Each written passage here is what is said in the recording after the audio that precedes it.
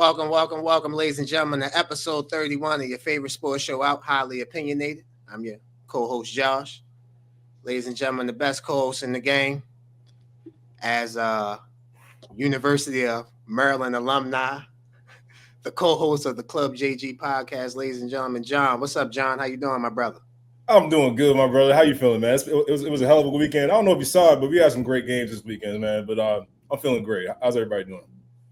I'm good, bro. I'm good. Yes, I did see the games. That's my job. So I gotta watch my job, do my job. Saw some things this weekend I liked. Saw some things this weekend I didn't like.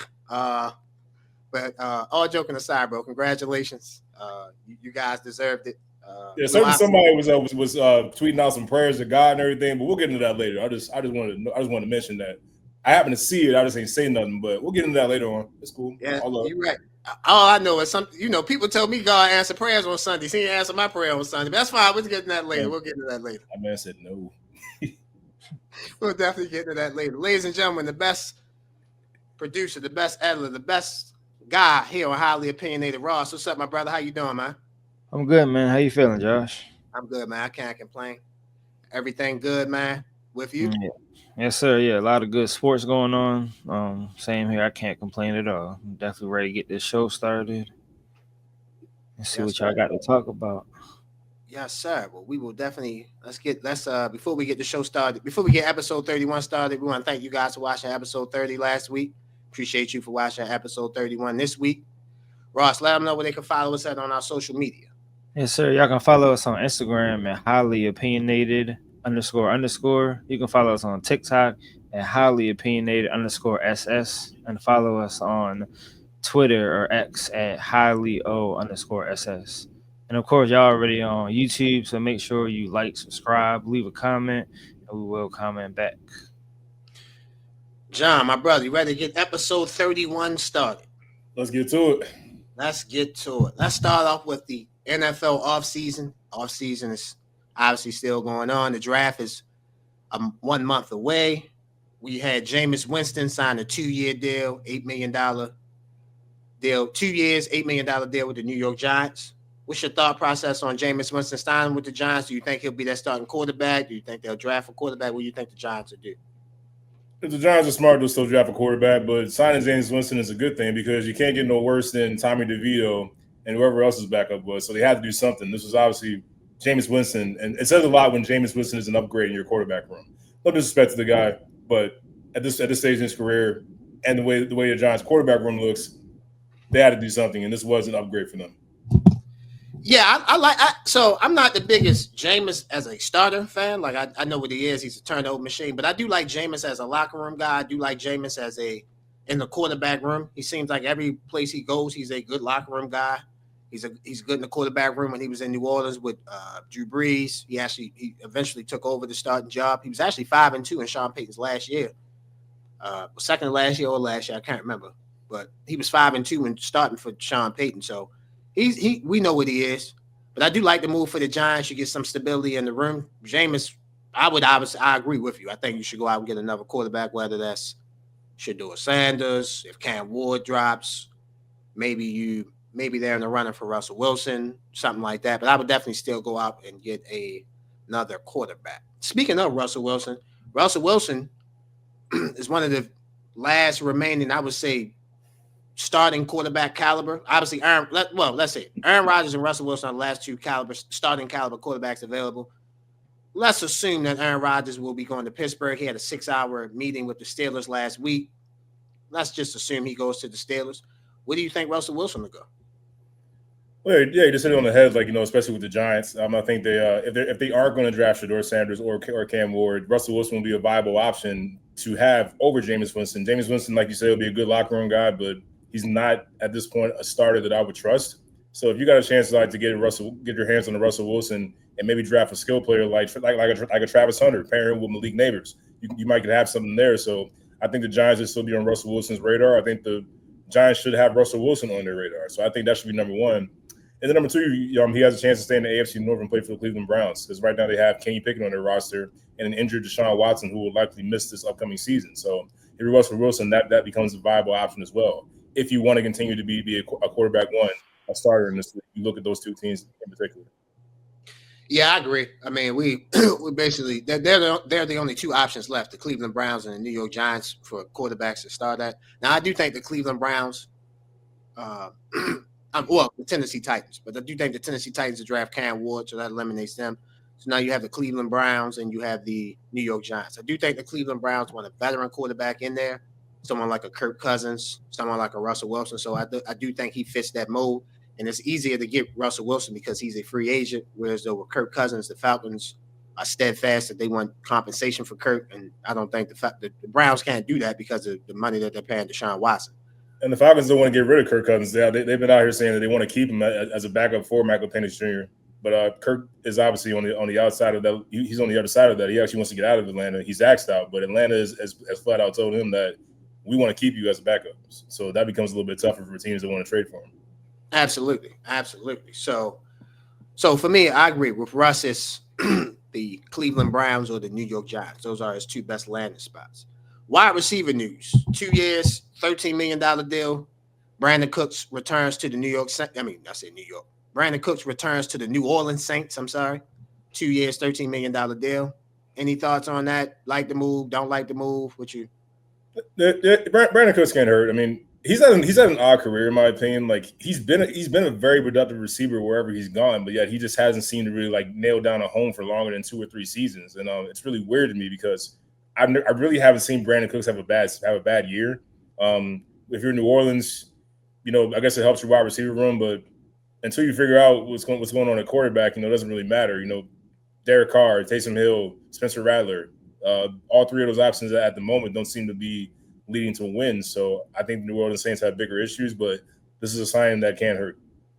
Yeah, I actually like Spencer Rattler. I think the Saints, if I was them, they don't want to embrace a rebuild, but they should embrace a rebuild, actually reload and rebuild.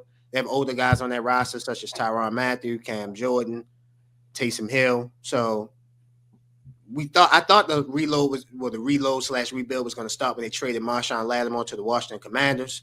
But they're in the NFC South, and I get it. You're in the NFC South. You think certain things can go your way. You can win that division: Tampa Bay, Carolina, Atlanta, New Orleans.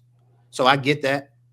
But for me, it's a nice move, but it doesn't move me in that division. I still think they're competing for 3rd and 4th in the NFC South, like you said about the quarterback position. But they also, offensive line is getting old. Like I said, defensive line is getting old. So they got to get some younger pieces on that roster to start competing, and not only in the NFC South, but in the NFC in general.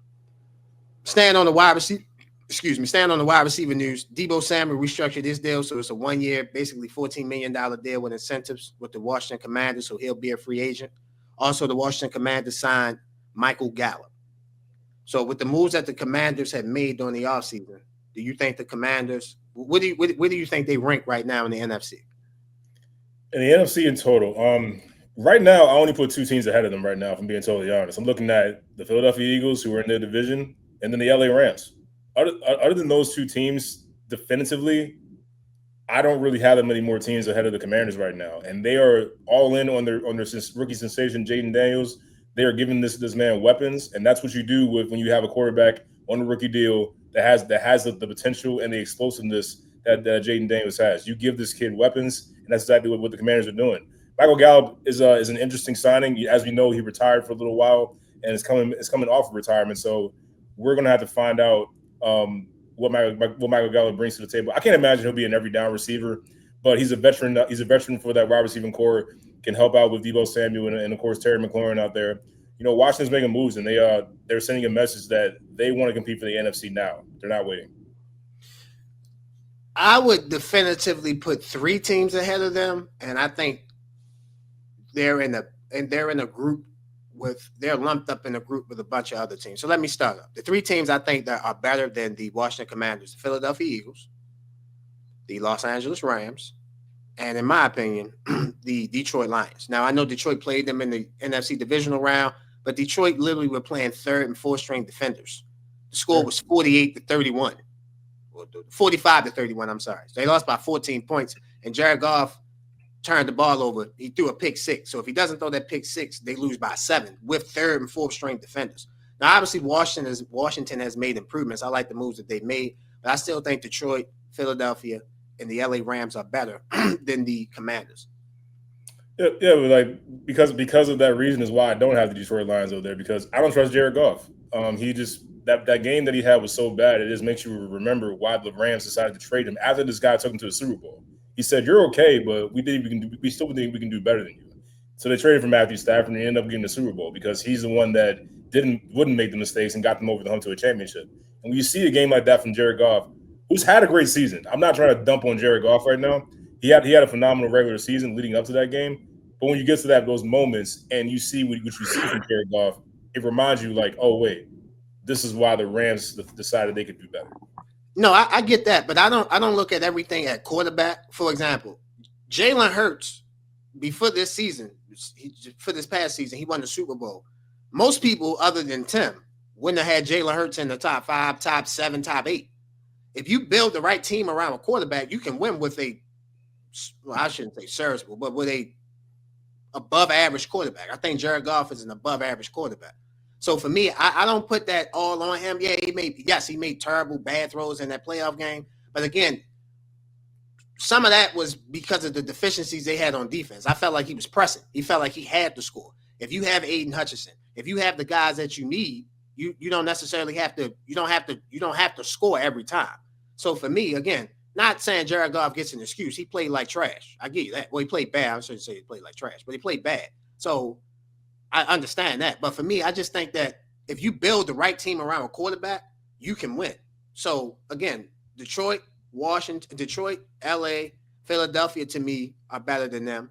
And then I think, and I know people might disagree with this, the next group in the NFC, I would put Green Bay, Minnesota, Washington, Tampa Bay, San Francisco. That would be my next group of NFC teams. So I think they're in that next batch of NFC teams. So you're saying there's 3 elite teams that are above Washington, and then there's kind of like that next up. So you're saying, right? Yes, I think there's a next batch. For example, obviously Washington got blown out in the NFC Championship game, so that game was never close. Washington's hardest game in the playoffs, other than them losing, was Tampa Bay. At Tampa Bay. So for me, I just feel like any one of those teams on a given day, Washington beat Tampa Bay beat Washington early in the season, week 1. Washington got them back in the playoffs. If they played next year, I think Tampa Bay could win that game. I think San Francisco could beat Washington. I think Washington could beat San Francisco. Just all depends on the given day. But I'm saying those 3 teams, if they played each other, I would take the Rams, I would take the Eagles, and I would take the Lions over Washington. I'm not saying I would feel comfortable, but I think I think those 3 teams are better than the Commanders. Understood. One more thing, speaking of the Commanders, I do think this year, and I'm gonna jump on this early. I do think this year they'll take a step back, not because they're a bad team, not because they got worse. They got better, but the NFL will be more prepared for the Commanders this year. Defensive coordinators understand what Jaden Daniels likes to do. They'll understand how their run schemes. They'll understand their pass schemes. They'll understand all that. So you have a second year of tape. You obviously study in the first year, but you have a second year of actually playing against it. So I think defenses will be more prepared for Jaden Daniels in the Washington Commanders offense this season than they were last season. That's a very valid point, and it's funny because Jaden Daniels set a bar so high. It's like, well, you kind of like it's inevitable that it'll take a step back. I mean, how much higher are you going to get in the NFC Championship game? Obviously, there's a Super Bowl, but you're absolutely right, 100%. We talked about this with C.J. Stroud last year when he had the sensational rookie season. I sat here and said, look, I don't think C.J. Stroud's going to be as explosive now next season, and people looked at me like I was crazy. It's like when you have a season of tape in the NFL on a quarterback, it changes everything. You have much more of an understanding what their tendencies are. You have much more of an understanding what you have on defense and what you can use to go against that quarterback and what he likes to do. So I would expect the same thing for Jaden Daniels. It's not that we have to worry about Jaden Daniels like for a career or anything like that. It's just we're expecting NFL teams to start adjusting a little bit. We saw it with all the great quarterbacks. We saw it with Josh Allen. We saw it with Lamar Jackson, Patrick Mahomes. We're going to see it eventually with the great Jaden Daniels as well. And like you said, we saw it last year with C.J. Stroud. So it happens every year. Ladies and gentlemen, we're going to take a quick break. You're watching Highly Opinionated. We'll be right back. Ladies and gentlemen, this episode of Highly Opinionated is sponsored by Wolves of War. In some of the episodes, you can see my co-host and Ross wearing a brand called Wolves of War. Wolves of War is our first sponsor, ladies and gentlemen, and we are so thankful to have those guys sponsoring Highly Opinionated. Thank you very much. The actual meaning of Wolves of War is that it represents having a strong path behind you through the battles of life. With the right people behind you, you can get through anything. You guys see the link for Wolves of War? Make sure you guys click on the link, shop, great apparels, t-shirts, sweatsuits, whatever you want, they have. Once again, Wolves of War. Make sure you guys go shop. Welcome back, ladies and gentlemen, to Highly Opinionated. As you can see, we have a special guest, a good friend of mine, the co-host of the CourtSide Sittin Podcast. Ladies and gentlemen, let's welcome Jordan to Highly Opinionated. What's up, Jordan? How you doing, my brother? Nice. Thank you. Hey, I'm big fan of the show, by the way. Love what you guys are doing. I kind of referenced it before we started. I got to figure out what you're doing with the graphics because we can't figure out the graphics on my show at all. We're not that smart on our side, but I'm glad to be on here finally. Jordan, we appreciate you coming on, bro. Shout out to my producer, like I said, the best editor, the best guy in the game, Ross. He does all that. Me and John, we just come on here and talk. He makes us look good. We go on about our day. But again, man, we appreciate you for coming on, bro. Yeah. Tell us about the CourtSide Sittin Podcast. Yeah, so I'm gonna have to help you out here. Our Twitter is a little off because it's already taken. It's actually Sittin CourtSide. Courtside. Yeah, and even my sign behind me even throws you off right now because it looks like it's off. But yeah, Sittin CourtSide is the podcast. We've been doing it for 5 years. It's the self-proclaimed #1 gambling college basketball podcast in the world, meaning basically all we do is gamble on there. For anyone that's been listening or following, I'm actually 17-7 during March Madness, so it is predominantly gambling. I mean, get all my picks over on Twitter at MingoMade1. But yeah, we talk college hoops. We do it in seasons. So I know you guys, I think, do all year round, but we'll only do it during the college basketball season. But yeah, it's all we do. Gambling, college basketball, the works. Yeah, so obviously, I watch. I subscribe. I'm following on YouTube. I'm subscribed on YouTube. I follow on. Yeah, thanks, man. I love the. We have a mutual friend, Jeff. So I watched that episode. You guys are doing great work. Any way I can help, you guys know I'm here to help, man. So Sittin CourtSide. However, it's at CourtSide Sittin. Yeah, it's not confusing at all. Not confusing at all. Yeah, not confusing at all. Go ahead, John. Yeah, man. I'm new to your podcast, so definitely the same sentiments from me from Josh. Like if we can help it out, like for sure, just like let us know. And I'm interested in knowing your college basketball picks for March Madness come up. We got the Sweet 16 coming up. We got some certain matchups that I'm definitely paying a little closer attention to maybe than others, but definitely looking forward to hearing what you got for us. Yeah, Jordan, before you go, man, we really want to hear about Duke and Arizona. So you start with Duke and Arizona for us. All right, so Duke and Arizona, this is an interesting one, okay? So early in the year, my co-host, Kyle, he put out a future on Arizona to make the Final Four. So right now, that value play is looking great for him. The problem is Kyle's a Duke fan. So right now, I'm in a weird position as a friend and a co-host where we have Duke and Arizona. But as a game collective, Duke has looked exactly like UConn has looked the last 2 years. They look unstoppable. They're beating the crap out of everyone. The defense is there. They go to about 7 deep. They got a guy that comes off the bench in Gillis, who's from Purdue, transfer from Purdue, Indiana kid. He really locks down really well off the bench. Obviously, the offense is great.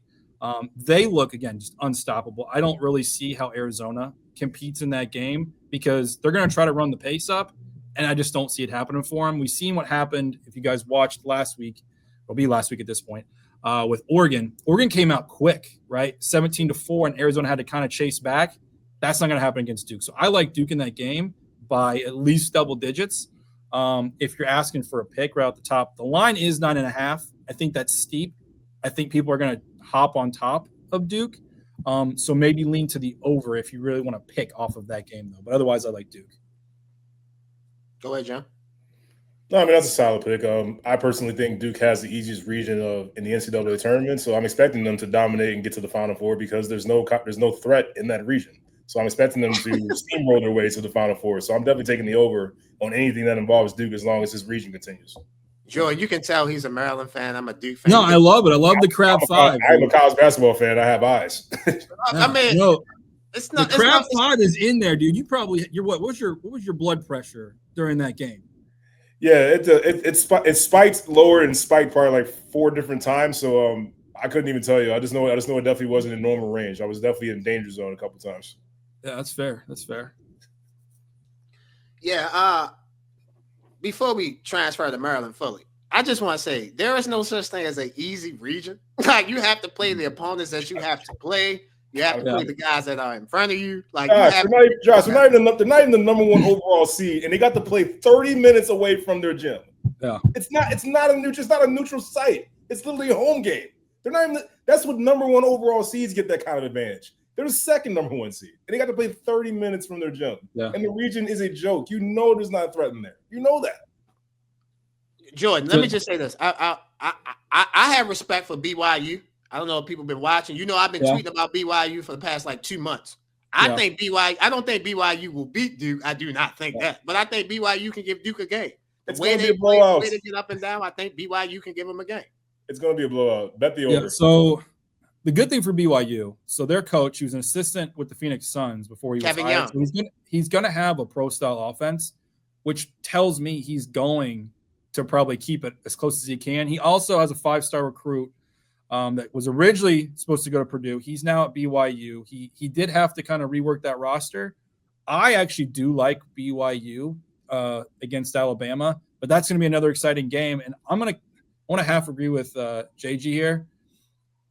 You look at who they're going to have to play and who they're going to have to play. No one is going to really frustrate Duke stylistically here. Like this is where you needed like a Michigan State or a Michigan who kind of can play a little bit slower, has some height.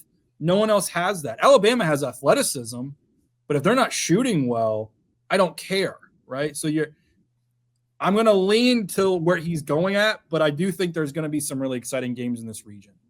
I would agree with that. Like I'm again, easy. I don't like the word easy. There's nothing that like is easy, but I will say, I'll say they have the most favorable because of the offenses that's in this. Alabama's an offensive team. BYU's an offensive team. Arizona's an offensive team. Duke played Arizona already. I do think Duke will beat Arizona. I do think we need to come out early, attack fast. We need to get the Duke killer Caleb Love out the way. But yeah, I agree with you. I actually agree with you on that BYU Alabama game. I like BYU to win that game. Actually, because the way BYU plays, I've been on BYU. BYU has been the hottest team other than Colorado State. And we saw what Maryland did to them. But BYU has been the hottest team in the country for the past like 2 months. These guys have been balling. And Kevin I was not a BYU believer until they had the double overtime win against Iowa State to wrap up the regular season. But they've been very good and very hot. John, what game you obviously I know what game, but what game are you looking forward to this week? I think in all seriousness, I think all these 316 games are going to be fun to watch. Outside of that one game with Duke and Arizona, we can just write that off right now. BYU and Alabama are going to be an absolute track meet because neither one of these teams play defense. But my God, they can score the hell out of the ball. So I'm expecting an absolute track meet in that game. So that's going to be fun to watch. The fans love to see that. Michigan versus Auburn is going to be more interesting than people realize. I think Michigan has the scoring firepower on offense to keep up with Auburn. There's another high scoring team, so they will be tested in this game. I can see that coming down to the wire for sure. I still think Auburn squeaks by, but this is definitely going to be a tough matchup for them. Michigan State, same thing. Well, I believe they're playing Texas A&M or Texas Tech. No, Michigan State. Ole Miss. I'm sorry, they're playing Ole Miss. Ole Miss has caught their stride just in time, in my opinion. I didn't expect them to get this far, quite frankly. But the way that they've looked the past couple of games, they got toughness and they have moxie in that backfield. The backcourt with their guards. So I can see Ole Miss definitely putting a hurting on Michigan State. I don't think they'll win, but it's going to be a tough physical game. And Michigan State again squeaks by. And of course, I'm looking at Maryland and Florida. Everyone's kind of writing us off, assuming that Florida is going to, honestly beat us pretty good. Now, look, I picked Florida to win the national championship because, look, I've watched them going into the postseason tournament in the SEC. They look absolutely phenomenal. They had a great test against UConn. I think UConn really, not exploited some of their weaknesses and some of the things they don't do well, but they also showed that they had the ability to withstand those storms. And then Walter Clayton Jr., who's been one of the best players in college basketball all season long, showed it once again, making 2 huge shots down the stretch. That's what superstars do. and I'm expecting Walter Clayton Jr. to be a handful for my Maryland Terps. But I still think March some crazy things happen. So we'll wait and see. Jordan, what's your thought process on Florida and Maryland? So I kind of said it from the top. I've been a big Crab 5 guy this year. I think they're tremendous. I actually don't think there's a better starting 5 in the country. Like if we're playing like Villanova or 2010, like Jay Wright style basketball, where we're just going to play 5 and that's it, I don't think anyone's going to beat Maryland. I really don't. The problem is going to be when they play a Florida style team that goes a little bit deeper. They go about 7 deep and they're going to run. Can the guys keep up? Right? Because there's not really anyone in the Big Ten that ran at that pace other than Iowa, and they weren't good. So I actually do think, again, if Maryland stays healthy and out of foul trouble, they will compete in that game. And we saw what happened with Florida. Again, like they rely on the 3. They went a big streak there at the start of the second half, but they didn't hit anything. And then they had to kind of build it back. Maryland plays defense. They have Queen down low. I think they have a really good chance. I still think Florida will probably win that game, but I think it'll be a lot closer than people expect it to be. But I wouldn't be shocked if Maryland does win, is the difference. I think when you look at all the games, I actually think that people would be most shocked by Maryland beating Florida because of what JG just said. Florida is the hottest team in the country that's not named BYU. Yeah, and they're playing the most dominant. Correct. What they did in the SEC tournament is what's going to shock people. And if let's just call a spade here, 90% of the people watching the tournament right now are casuals. They've not watched the ups and downs and everything of what's been going on in college basketball. So that's why I lean that will be the most shocking. That's true. I would definitely. I don't know. I think if Duke lost to Arizona, I think that would be more shocking if Maryland beat. Just because, like you said, casuals. And like if you have a number 1 seed Duke team, you would think that team like, okay, they should at least get to the Elite 8 or the Final 4. So I don't know. I mean, that's definitely my only counter argument to you on that would be this. It's 2 things. One, Arizona is like that tier 2 blue blood. You hear Arizona, you kind of expect them to be good.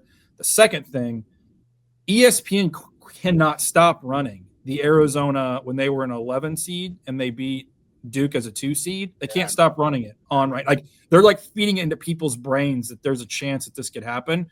So I feel like by the time that game comes, the casuals that watch ESPN, which stop watching ESPN,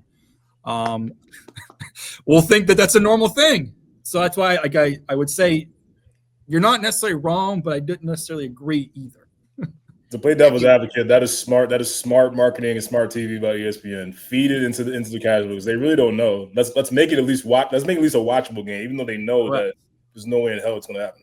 Ladies and gentlemen, we have great sports shows for you to watch other than ESPN. You can watch the Sittin CourtSide Podcast. You can watch the Club JG Podcast. You can obviously watch Highly Opinionated. They give it to you. I'm sure all 3 shows give it to you real raw and uncut. We're not trying to give you no agenda. We're just giving you our thoughts. That's just how it is. So I actually agree with that ESPN point and your Duke point. I'll give you that because Arizona, when you think of Blue Bloods, Kansas, North Carolina, Duke, Kentucky, but they are right in that next tier of Blue Blood. So you absolutely are right. Yeah. Can I hit on something real quick that JG said too? Go ahead. I actually think the one region that no one's going to want to watch is the South, the one with Auburn. I actually think that's the most interesting. It's a region of legacy and redemption. You have Auburn with Pearl and Ole Miss with Beard. 2 guys that have found themselves in trouble in the last decade for doing things that are legal now. And they've built back programs that are not basketball programs. And then on top of that, you have Izzo. Can he finally make another run to the Final 4 before he's out the door? The guy's over 70 years old. You got to think this is his last season. And then Dusty May, the Indiana boy that took FAU to the Final 4 last year and now has Michigan poised to come back to greatness, building a legacy at a school that can be a blue blood. This region here, I don't care who plays in the Elite 8. It's going to be a tremendous storyline game. And can you imagine Michigan State playing in the Elite 8? Yeah, for the third time. That's going to be banana lands if that happens, right? Like this region is something people need to focus on for more than just basketball. The storylines are there as opposed to everything else. It's not drawing me in on these other regions. builds the drama. And look, one thing viewers love, whether you love basketball or not. A lot of people like watching drama. You see all these crazy shows we're watching, like on freaking Desperate Housewives and everything, and all these different TV shows. The thing that we love is drama. Storylines bring drama. So I 100% agree with you on that point.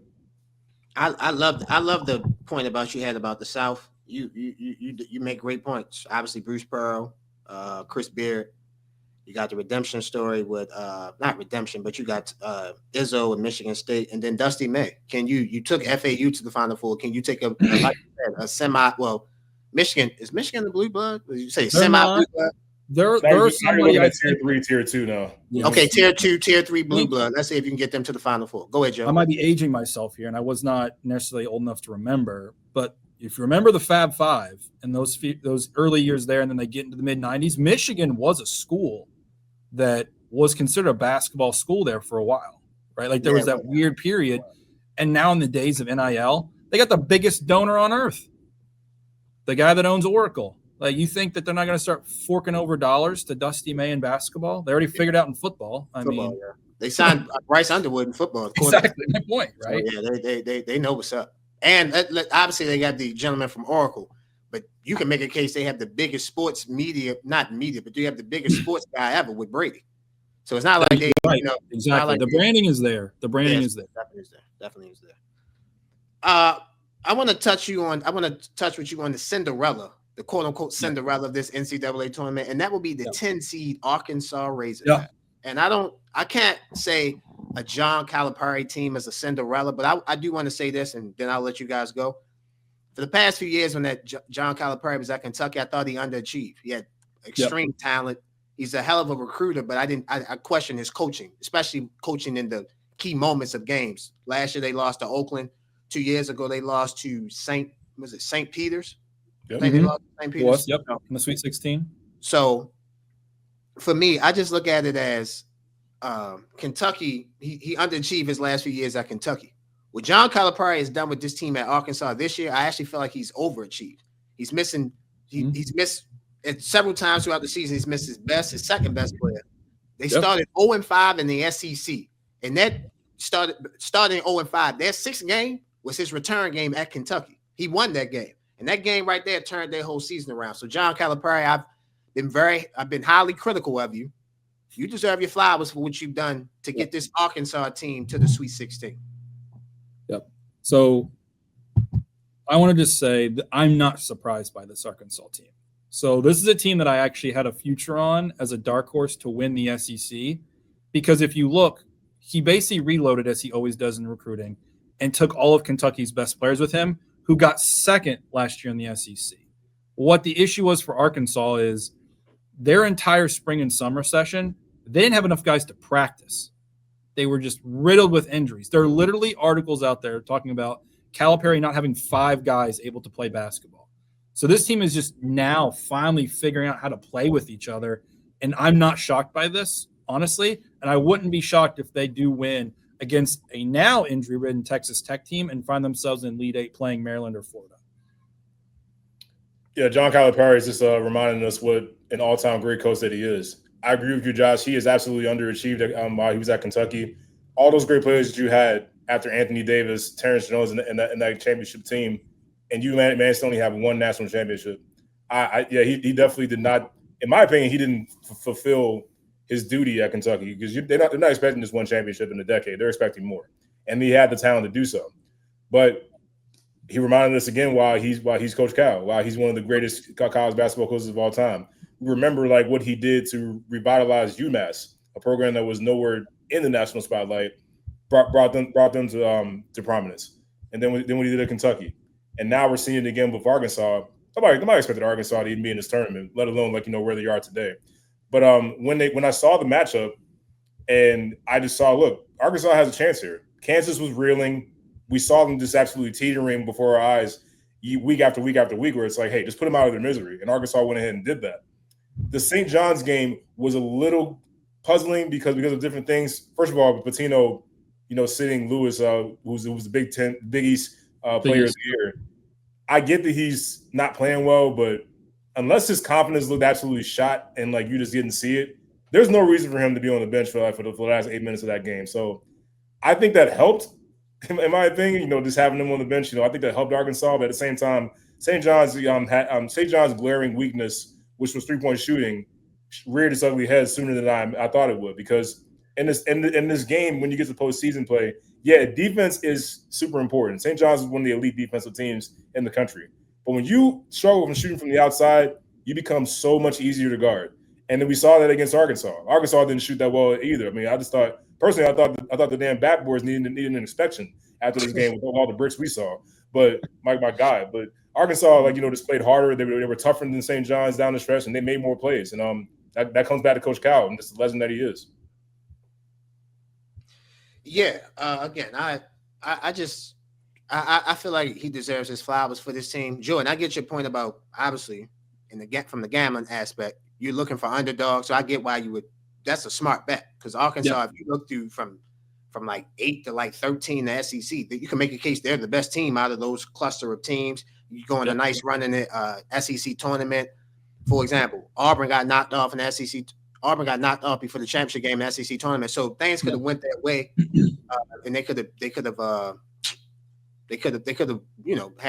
been successful in the SEC tournament.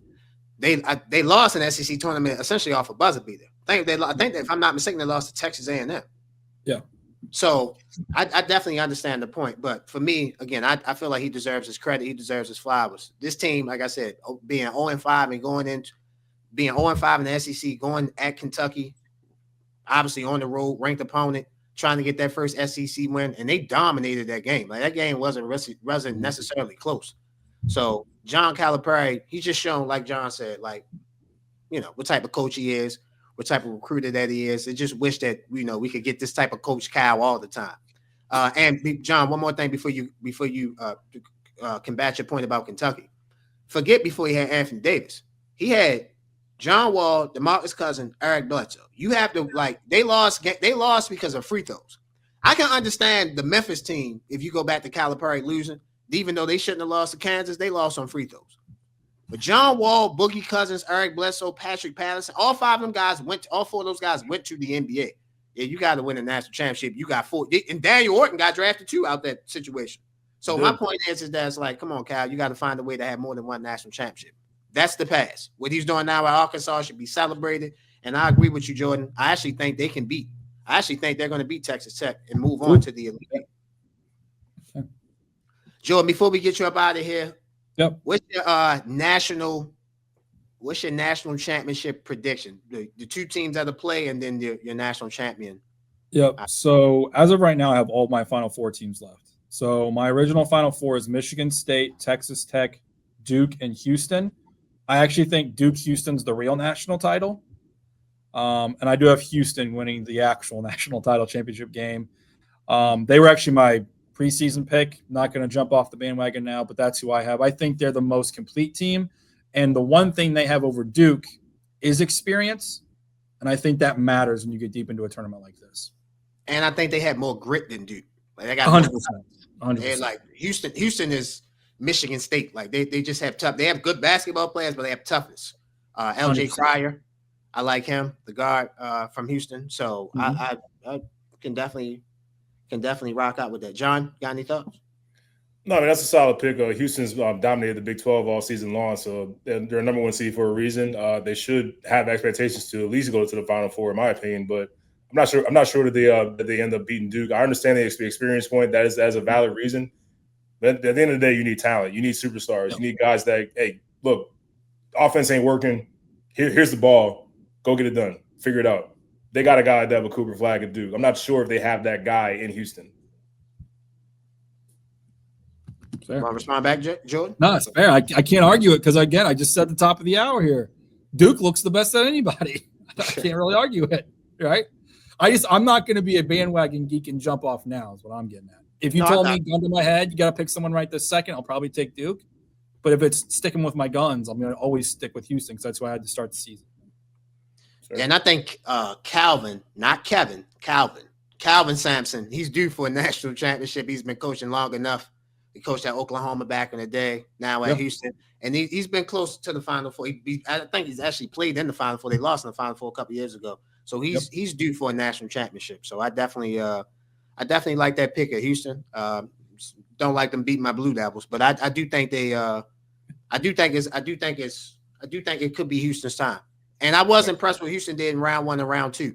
Just like Duke, they stepped on their opponent's foot in net, and they weren't playing around. They knew what they were there to do, and they came. Go ahead, John. So I want to edit my point there. They got 2 guys on Duke that they can say, "Here, take the ball and figure it out." Tyrese Pryor has been playing out of his mind, and I think he's capable of being another guy that can take over when need be. 100%. They're full of scores and defense. That's why I said they're going to walk through their section. Houston will be the first team they have. Yes, let's call a spade a spade. I do like Houston playing Gonzaga. I thought that was obviously, other than the Colorado State Maryland ending, which we'll obviously get to later in the show, John. But from that ending, I think the second best ending was Gonzaga and Houston. Gonzaga actually had a chance to tie the game with a 3. It got blocked, and Houston showed that tenacious and stifling defense. So I believe that game can definitely help Houston propel and get to I think I have Houston going to the Elite 8. I think I have them losing to Tennessee. Tennessee's in that bracket. I think that Tennessee-Houston game will be a slugfest. Defense, first team to get to like 60 will win the game. So that's if they get to 60. Yeah, that's if they get to 60, exactly. Well, Jordan, my brother, I want to thank you for coming on Highly Opinionated, brother. You're more than welcome to come back anytime. Yeah, thanks, guys. I'm gonna make sure I make a nice little list, have both of you guys on our podcast as well. I gotta have JG on if we're gonna be talking Crab 5 at some point for sure, and then you and Kyle can have a Duke fest with each other maybe sometime, since you both are lovers of Duke. Anytime, Jordan. Absolutely, Jordan. Coming on, my guy. Good to meet you too as well. Yeah, absolutely, man. Thanks, guys. Hold on, Jordan. Before you go, I just want to let the people know, Sittin CourtSide, ladies and gentlemen, at Courtside Sitting. Yep. Jordan, you are the best, my brother. Ladies and gentlemen, going to take a quick break. You're watching Highly Opinionated. We'll be right back. Ladies and gentlemen, this episode of Highly Opinionated is brought to you by Edibly Airy.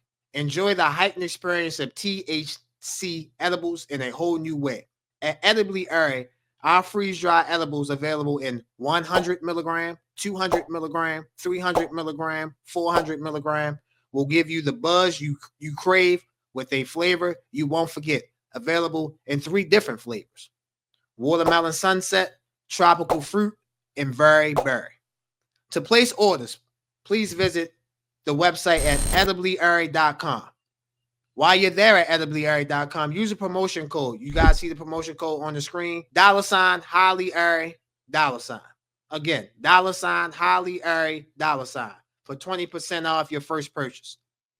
Follow us on IG at Edibly Airy for new product releases and monthly hookups. Must be 21 and over to purchase. Edibly Airy, the best freeze-dry edibles out. Go shop. Welcome back, ladies and gentlemen, to Highly Opinionated. Ladies and gentlemen, it's time for the best segment in sports. Let's talk about it. So in this week's edition of Let's Talk About It, obviously March Madness is going on, ladies and gentlemen. If you look at the Sweet 16, there is no Cinderella teams. Usually in the Sweet 16, there might be 1 or 2 Cinderella teams, i.e. Drake, Loyola Chicago, FAU, teams like that. It's all chalk. Majority all chalk in the Sweet 16 this year. The lowest seed is number 10 seed Arkansas. It's kind of hard to think a John Calipari team as a Cinderella. So we obviously don't look at those. Look at Arkansas as a Cinderella. So the topic this week is, will NIL eventually kill March Madness? John, the floor is yours, my brother. So when we ask this question, will NIL kill March Madness? We don't mean that literally like the tournament, but what we're saying, what brings the madness to March? Obviously, you have your teams that you've been talking about all season long, the Dukes of the world, Auburn, the rise of the SEC in basketball. How far can they go in the tournament? We have all that. But the mystique of March Madness is those teams that you did not see coming, that you have no idea who they are. I mean, we look back to VCU making a run to the Final Four way back in 2011, my freshman year of college. I remember because Shaka Smart and that VCU team recruited me. And so looking back at that, it's like, then you look at Loyola Chicago, you look at, St. Peter's. Those are teams that nobody saw coming, that they knock off teams that, wait, they did what? And then here they are in the Sweet 16 or the Elite 8, or Loyola Chicago or VCU's thing, they're going all the way to the Final Four. George Mason went back in 2004. So the NIL is going to I think eventually kill that aspect of it. Could it be bad? Yeah, possibly. It could, like, distort from, like, the magic of March Madness, so to speak, because it brings drama. It brings in new fans. Like, you may not know a thing about the coach or the players. Hell, you might not know where the school is located, but it's part of what made March Madness, the spectacle that it is today. It takes over all sports. You're paying more attention to that than the NBA. Nobody's really paying attention to baseball with opening day. The NFL is in the offseason right now, even though the draft's approaching. Nobody's paying attention to hockey, let's be honest, until the playoffs get here. So March Madness absolutely dominates for the time when it begins, like in the first or second week of March all the way up to early April. That's what it is. But my reason for why this won't be so bad is because of this. Yes, we love upsets. We love these brand new teams that we don't know about making it far. But there's a flip side to that as well, and one that is potentially bad when it comes to viewership and wanting to see it, because eventually those teams are going to run into a team where they have met their match and they have no chance of even competing. Because what I've seen with these upsets is that these teams go far, but then you run into a team where they actually have no chance, and then the game becomes non-competitive by halftime, and everyone's starting to turn the game off or waiting for the next one. So that's the flip side to having all these upsets. Well, now a team that probably would have made a better game against that number one seed or that high seed that everyone thinks is going to the Final Four anyway, it would have been a more watchable game as opposed to the upsets that we had early on. Whereas a team is, hey, congrats on a great season, but here comes the giant that you get stepped on. It's like you just have no chance. It kind of like goes with college football playoffs in a way. We can get into it. We can get into that another day. We just saw SMU get in over Alabama. Alabama didn't deserve it. It shouldn't have been in there. They lost to Oklahoma. SMU is the Cinderella. Well, they went to Penn State and got absolutely demolished. Everyone turned that game off by halftime. So that's just the downside with having a Cinderella. So NIL, yes. You have teams that will have guys that are averaging 18, 20 points a game for a mid-major school, so to speak. But eventually they're going to get poached by one of these higher profile schools or blue bloods, so to speak. It's kind of like guys being in the G League for a long time. You play well enough, you'll get called up, you get paid more money, and you'll be with one of these NBA teams or these upper echelons of the college team, so to speak. So that's what I mean by what the NIL could do with killing March Madness, so to speak. But I think it's also a good thing if we're talking about having good matchups deep in the tournament. We may start to lose that mystique and that aura of the crazy upset with teams we didn't know about, but we're still going to have good matchups going forward because we're going to have great players on great teams duking it out in the Sweet 16, Elite 8, and beyond. So basically your point is that there were upsets in the first round or second round, and when those teams advance, they don't match up well with, like, for example, FAU. They didn't match up well against UConn. Something like that. We knew the game was going to be a blowout. Exactly. So I definitely understand that point. I definitely can get that point. For me, I think the NIL hurts March Madness until they put guardrails on the NIL, and I think the NIL has hurt all sports. I think eventually it's another subject for another day. I think the conferences alignment that we have in conferences now, I don't think that'll be what it is 5-10 years from now. Like, for example, UCLA and USC is in the Big Ten. I don't think that's how it'll be in the next 10 years, especially for basketball. Maybe for football, because you get Ohio State, Michigan, USC, UCLA, Washington, Oregon. You can have matchups like that. But other than that, that makes no sense other than football for those teams to be in super mega conferences. Now, going back to the NIL, they have to put guardrails around it. Because like you said, if you're the seventh man on North Carolina, if you're the seventh man on Elon and they're calling you to go to North Carolina, you're going to go to North Carolina because they're going to give you more money. So I feel like they have to put guardrails on it. And once they put guardrails on it, then you can actually we'll be able to see the FAUs, the San Diego State's, like San Diego. I don't even look at San Diego State as a I know they're quote unquote a mid-major, but I look at them like they're in the middle. I look at them as a Power 5 team. I know they're not a Power 5 team, but I look at them as a Power 5 team just because of the players that they had come through there. Obviously, they had good coaching with Steve Fisher, Brian Dutcher. They had Kawhi Leonard, an NBA great go through there. So I don't really look at them as a mid-major. But again, the Mount St. Mary's, the McNeese's, teams like that. Looking at the first round, we only had one upset. That was McNeese. McNeese beat Clemson, 69-67. So other than that, there were no upsets. And like you said, 215, 116. We don't really expect upsets with 1 and 16, but 215, 314. Yeah, and look what happened. Look what happened when McNeese went up against Purdue. Yeah, it was a blowout. The game was never close.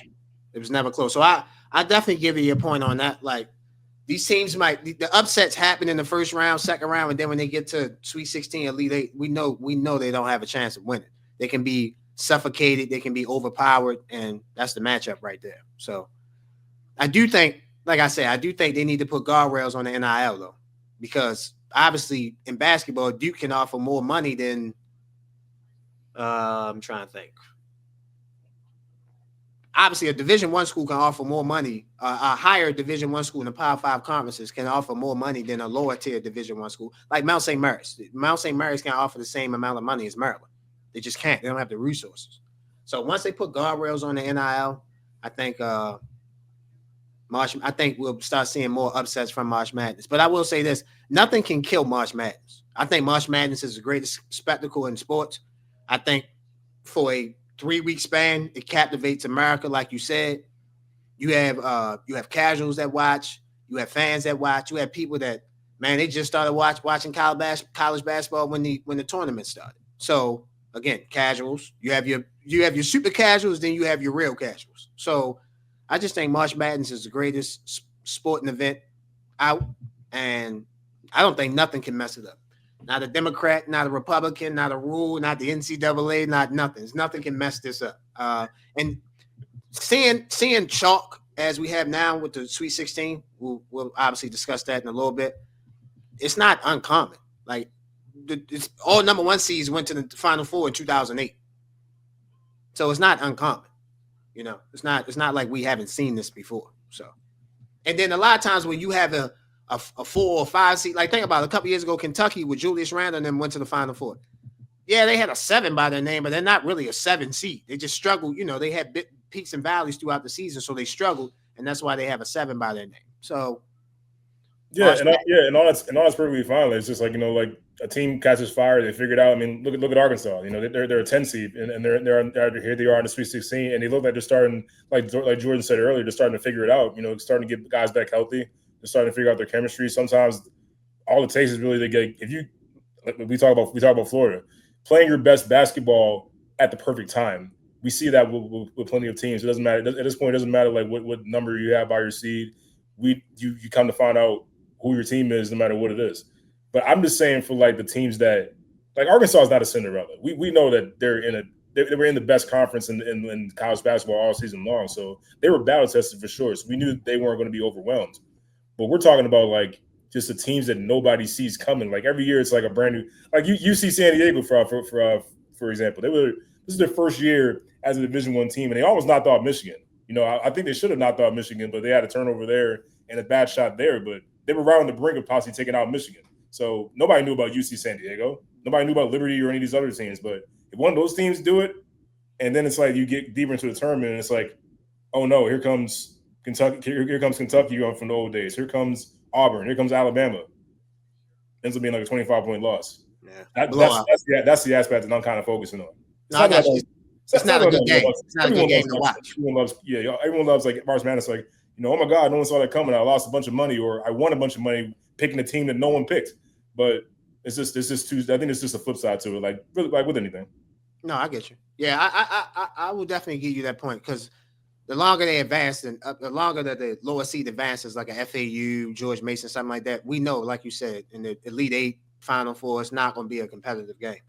So I definitely some good talk on the NIL. Again, March Madness is the best. I think we both can agree it's the best out, and it's grateful to watch some great basketball, college basketball. These kids, one thing about it, man, these kids, they give it their all. We saw that in the Arkansas St. John's game. They give it their all. They give it everything they got. Ladies and gentlemen, you're watching Highly Opinionated. We're taking a quick break. We'll be right back. Ladies and gentlemen, this episode of Highly Opinionated is sponsored by Wolves of War. In some of the episodes, you can see my co-host and Ross wearing a brand called Wolves of War.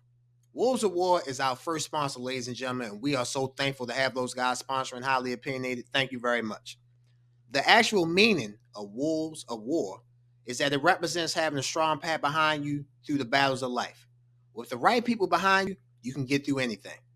You guys see the link for Wolves of War? Make sure you guys click on the link, shop, great apparels, t-shirts, sweatsuits, whatever you want, they have. Once again, Wolves of War. Make sure you guys go shop. Welcome back, ladies and gentlemen, to Highly Opinionated. It's time for the best guy on Highly Opinionated to do his talking. Combat sports, UFC. Dylan, the floor is yours, my brother. Take it away. What's up, guys? Welcome back. Highly Opinionated, Josh John. Let's do this. We're going to do a 255 recap of this past weekend. And let's just start off by saying the prelims were not good at all. Don't even know where to start on them. Every single fight went to decision besides Bannon, besides Shauna Bannon, and her submission was amazing. She had a phenomenal fight in that fight.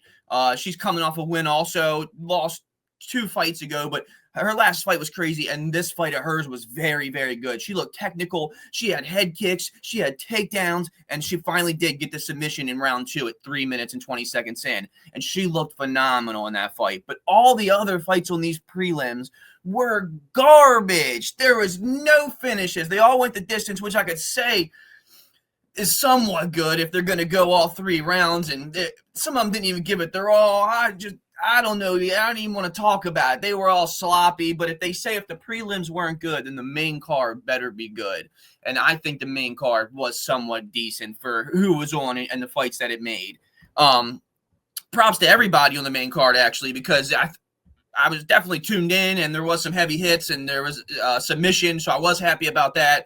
But overall, the 255 night could have been 100 times better. Dana White said it himself. Congrats to the people who won on this main card right here. We'll go over it. Unanimous decision I'm not a fan of. Somebody has to show out. You got to do something to stand out. You guys may both be getting takedowns, but you need to take the opportunity in those little takedowns to get some elbows in, to get something in to try and get the judges over just a little bit. Unanimous isn't going to do it. You ain't going to climb the rankings. You ain't going to get a ranked opponent next. You're not going to continue to move forward if you get unanimous decisions from anybody. We all can see that. So any of these guys getting unanimous decisions, everybody step it up. So the first fight, like I said, unanimous decision. We had Nathaniel Wood. He took the dub, which I'm a fan of, and he did fight good. He was busted up, and I'm a big fan of Nathaniel Wood. Unanimous decision, though. We need to see something more out of him. He's been a heavy hitter in the past. I know the featherweight division is stacked, but Nathaniel Wood, come on. We need to see something a little better. Chris Duncan, next fight in. Submission. Great to me. 2 minutes in, he found out where he needed to be in the second round. 3 minutes in to the second round, he found out where he needed to be. Big fan of him. Not too cocky. Lightweight division's pretty stacked, and he does pretty well and holds his own in the lightweight division. I believe his last fight, he is coming off a back-to-back win. Okoye was his last fight, and that was a great fight. So big props to him. Big fan of Chris Duncan. Continue to see him go up. Next fight, would love to see somebody in the rankings for him. That's where they got to be. By getting a submission on this card, I think he is going to go up and fight somebody in the rankings. So good for him. Thank you, Meatball Molly, for all your fights in the UFC and all your funniness and memories, memes, everything. Her first fight back in maybe a year. She's been on a losing streak. Hasn't gotten in the win column. First round, 4.5 minutes in, she got subbed. She tried her best. She was trying to squirm out of it, but Alexa Thuriani is a very good fighter, and her grapple game is very, very good. Meatball Molly's is good, but Alexia is very good. Props to her. She's going to move up in that women's strawweight division. Absolutely. She looked phenomenal in that fight. Thank you, Meatball Molly. Awesome fights. Sucks to see her leave, but not on a good streak. I get it. Go do something for the gym. Everybody else, get into something. Live it out. You were still great. Thank you. Love that. Next fight, Gunnar Nelson and Kevin Holland. I called it. Both of them bangers. I don't know if I said who was going to win. I think I said Gunnar was going to win, actually, because Kevin Holland was on a couple losing fights, or a losing streak just now. But after this fight on him, boy, he looked good. He was grappling. He was throwing hands. He was kicking. He loves to be on – or he doesn't love to be on his back. Nobody does. But as he's on his back, he's always trying to punch the guy who's on top of him. He has one previous KO a couple fights ago where the guy was on top of him, and he was just hammer fisting from the back, and he knocked him out. And he almost did that this time, the Gunner. But he got him in a unanimous decision. But I still like to see Kevin Holland win. He needed to get back. The momentum now is definitely going to take him up. He used to be ranked, not ranked anymore, but I'd like to see him go back up. Cool fighter, cool dude. Kevin Holland, keep going. Co-main event, Jan and Ulberg. I called it. Both heavyweight boys. Both of them just throwing it, not trying to get taken down. Big, heavy leg kicks. And these boys' legs are like tree trunks. I'm not trying to get kicked by one, but shin to shin. And these boys are still throwing kicks at each other. I don't know if I said somebody's going to get knocked out. They were trying for knockouts the whole time. It went to the end, split decision. Carlos Ulberg got it. It's definitely a good fight. Jan was definitely bloodied up. Definitely a good fight. Wish they would have got knockout or something. They're taking it to the ground for some ground and pounds, but Ulberg did it. Good for him. He's definitely going to move up in the heavyweight, but still, nobody's going to fight John Jones or Tom Aspinall. I don't see either of them guys beating either of them guys, so we'll see what happens in that. Heavyweight division's weird right now. So is the light heavyweight. We'll see what happens. Main event on that card, it was the Edwards and Sean Brady. Sean Brady took the dub. He looked absolutely phenomenal in 5 rounds. Leon Edwards has lost it. He lost the belt. Something inside. He has lost the heart. He has lost the head, the mind, all of it. He tried. He wasn't fatigued. He wasn't. I wouldn't say he looked tired or anything like that, but he just didn't look like 100%. And Sean Brady looked like he was at 100%, grappling, throwing punches, kicking, blocking, didn't get taken down. Took Leon down more than once. It went to decision. It went to submission. Leon, I don't think, has ever been submitted. Sean Brady got him in the 4th round at 1.5 minutes in, and that was a great submission. Big fan of both those guys, but Sean Brady is moving up. He's going to fight Belal Muhammad, I believe, for that belt next. He deserves it with that performance. Absolutely phenomenal. Good to him. Good for him. 255 was pretty good besides the prelims. That's a little recap on that, but let's talk about next week's 256. Great card. Actually, I'm very, very excited for it. Prelims on that one are pretty stacked too. Jamal Emers, Rafael Garcia, Lupi Godinez, Julia Palastria, Christian Rodriguez. Oh, dude, the prelims are stacked. And they start at 4 p.m. on the East Coast. We're tuned in, guys. Everybody better be on these. Prelims, I'd look out for Rafa Garcia. He's a pretty heavy hitter. He's actually fighting Vince Bashil, who's also phenomenal. That guy is getting a little bit older, but he is definitely taking it in still and fighting, giving it all. That's a crazy one to look at. Juliana Palastria versus Lupi Godinez. That's a crazy one. Lupi's been on a hot streak right now. Her last fight's a win. I'm definitely looking forward to that one. I'm going to take Lupi in that one, number 11. Julia's coming for her ranking. I don't think she's going to get it, though. Her last fight still looked good, but Lupi is definitely dedicated to the game. She's been in a while. Still young, ranked number 11, only going up. Good for her. I can't wait to watch that one. Costa versus Rodriguez, featherweight guys. God, Costa is a banger also. That guy is quick. I don't think anybody is as quick as him in the featherweight division, and he's only going up. A lot of unranked fights on these prelims too, which I'm a fan of. These two guys are unranked in the prelim fight, featherweight, but I'm going to take Costa in that one. If you guys need something, go with Costa in the prelims versus the Rodriguez fight. That's a crazy fast fight. The main event on the prelims, Verga versus Chariz. That's a crazy one too. Edgar throws hands. His last fight was crazy. He's coming off a win. Verga's also coming off a win. Vergara, is also coming off a win. Both the guys throw hands, but I'm going to go with Edgar in this one. He's a pretty cool guy. Good on the ground. Good at throwing kicks. Nasty with the hands. Very, very quick with the hands. Big fan of him. Main card on this one. Crazy main card. Didn't think any of these guys would be even on this Fight Night main card. Kelvin Glass. I could have told you Kelvin Glass was going to be on it, but that's a crazy one with Joe Pyfer and him. We'll start from the bottom to start it off. We got Kevin Borjas versus Ronaldo Rodriguez. I'm pretty sure he's with the Fighting Nerds. And those guys have been going crazy. That gym over there has taken over the UFC. The Fighting Nerds, I think it's about 5 or 6 of them, and those guys have not stopped. All of them are going crazy wins right now. Even the women in their Fighting Nerds division class is going crazy right now. I'm going to go with Rodriguez. First fight in, go with TKO Rodriguez. Quick hands, he's getting it done. Bantamweight, David Martinez versus Oliveira. David Martinez, Great on the hands grappler also. Oliveira, I'm not too familiar with him. Brazilian, so I'm sure he's jiu-jitsu loaded, ready to kickbox also being from that side. Probably going to be a crazy fight. Let's go with the underdog on this one and go with Oliveira. I'm going to give it to him just from being Brazil with the kickboxing background probably. Next fight in, Raul Rosas Jr. versus Vince Morales. That's going to be a crazy one, wicked one. And we've seen what happens with Raul Rosas Jr. in the past, and he's definitely improved from his first 1 or 2 fights in compared to his 3rd or 4th now. First fight came in going crazy wrestling. That's what this kid was known as, the youngest fighter ever signed to the UFC. I think he was 17 years old when he got his contract in the UFC, and he thought he was coming in hot with this wrestling skills until he got taught a lesson. You can't always wrestle in the UFC. So he had to work on his jiu-jitsu. He had to work on his grappling more and stand-up grappling. He had to work on his kicks, punches. And since then, you have not seen nothing but a climb from Raul Rosas Jr. And he's definitely going up in the bantamweight division. Big fan of him. Morales is definitely probably a fan favorite in this one.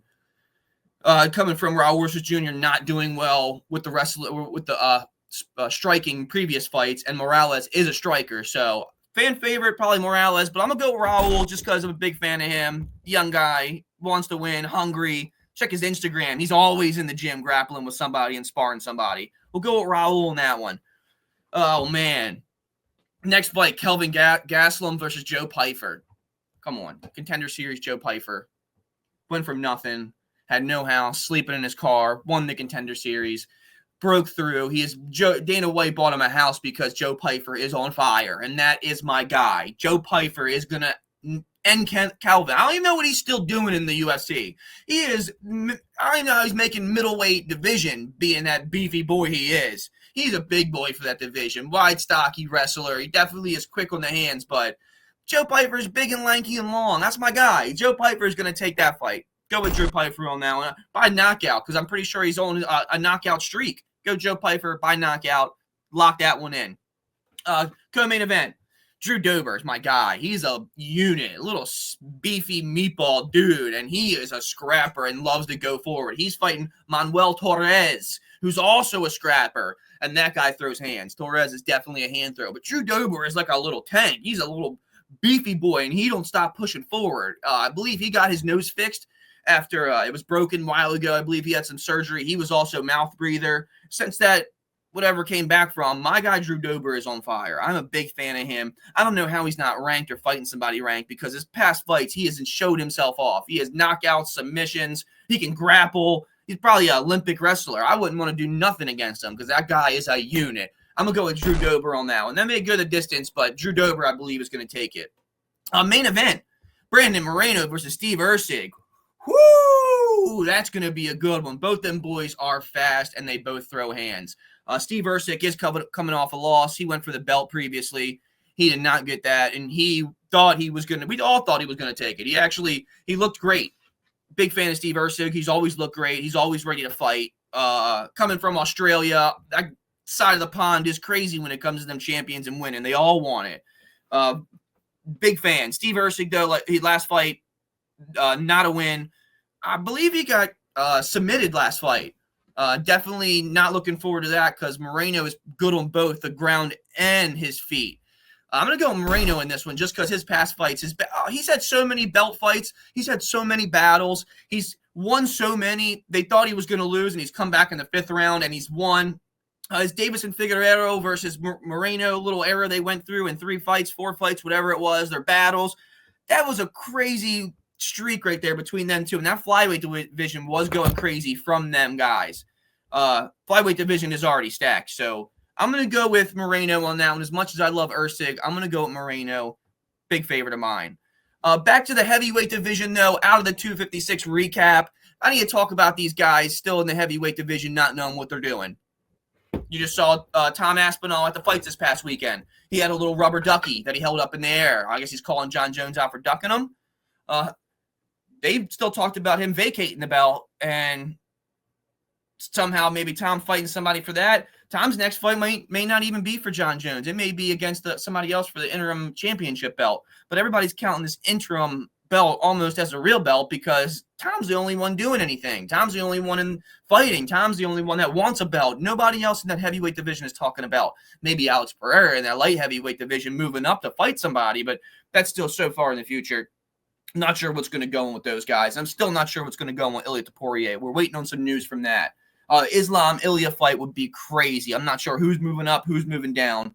Everybody wants to fight everybody in those lower divisions right now. The belts are about to be going up crazy this summer. You got Sean O'Malley coming back this summer. You got Paddy the Pimlet coming back this summer. Gonna be this upcoming events, guys, are absolutely crazy. Everybody should be watching out for this summer, and I will keep you all tuned in this summer every Wednesday when the pod drops. So keep it tuning, guys, and thank you again. I will see you next week.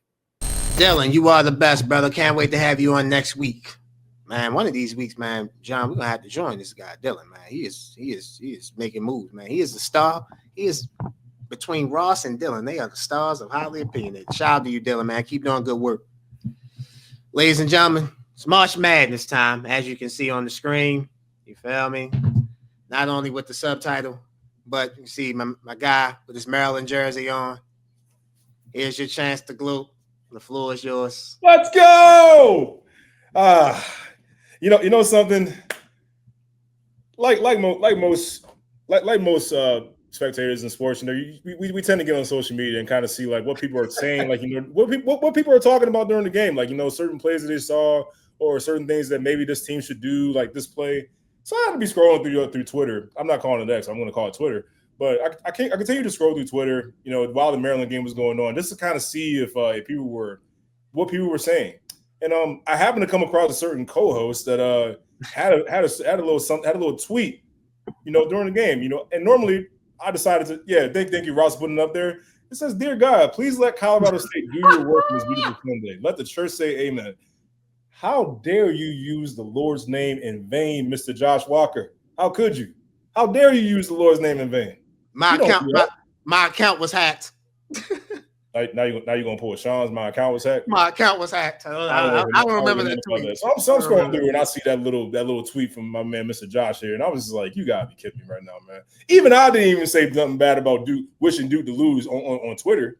You went on ahead and did that. What I did say was, "quote unquote" neutral site game, and we all know what that meant. But that was saying like, "Hey, God, I'm gonna call upstairs to the man and say, look, do your work.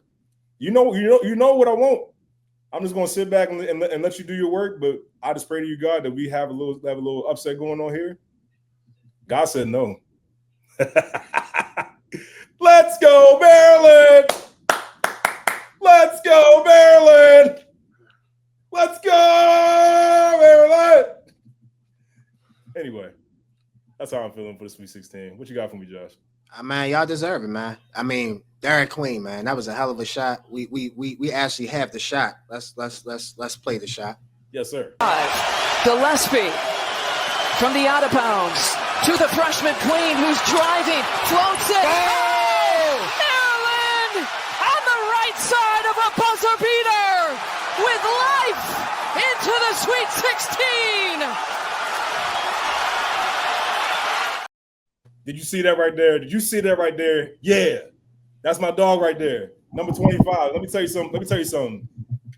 Players that go to Maryland and they wear that number 25, they become legends. And they have moments just like that. Shout out Derek Queen. And shout out to him, especially what he said in the press conference.